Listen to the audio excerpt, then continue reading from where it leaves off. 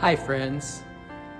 According to the Gospel of Matthew, just a few days before the Passover feast, Jesus was in Bethany, dining at the home of Simon the leper.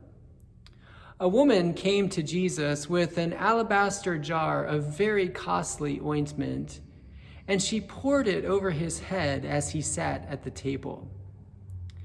A quick side note. The Gospel of John tells a similar story in which the woman is identified as Mary.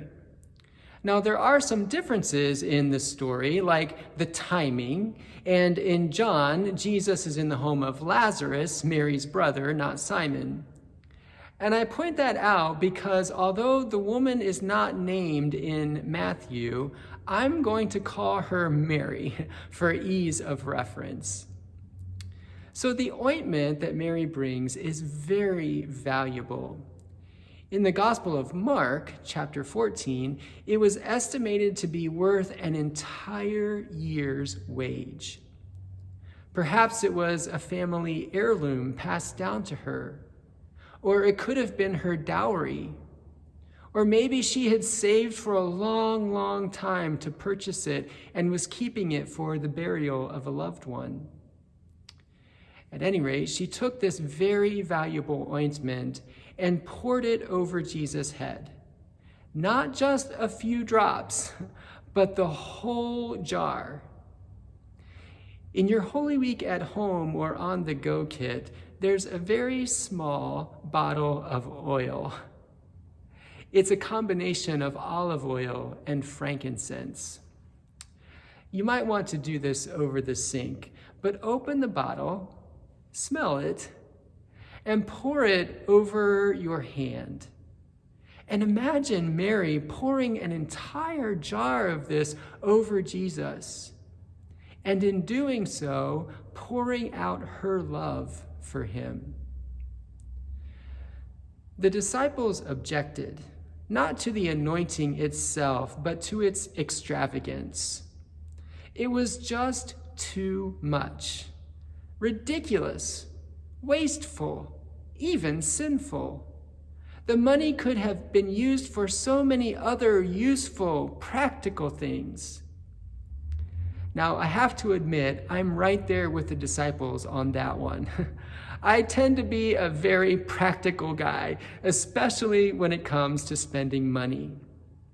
When I needed a car a few years ago, I had made up my mind to buy something new and sporty. I even had the support of my wife. But when it came to making the purchase, I ended up with a used Honda because it's more practical. There's nothing wrong with practicality, but sometimes our concern for utility means that we do only the ordinary things, never the unusual or the beautiful, never anything heroic or anything that requires faith. Jesus said that what Mary did was a beautiful act of devotion, like a beautiful work of art or piece of music that defies cost analysis. Mary's extravagant gift of ointment is a sign that points to God's extravagant gift of Jesus. Grace, the love of God in Jesus, is an outrageous gift. It's worth far more than we deserve. As Mary poured out this entire jar of ointment over Jesus, Jesus poured out his life for us. He gave everything for us. In the gospel account, just a few days after the meal at Simon's house in Bethany, another meal takes place in the upper room in Jerusalem. This time, Jesus is not the guest, but the host. And that's where we'll find ourselves tomorrow. I'll meet you there. Lest I forget, oh Lord.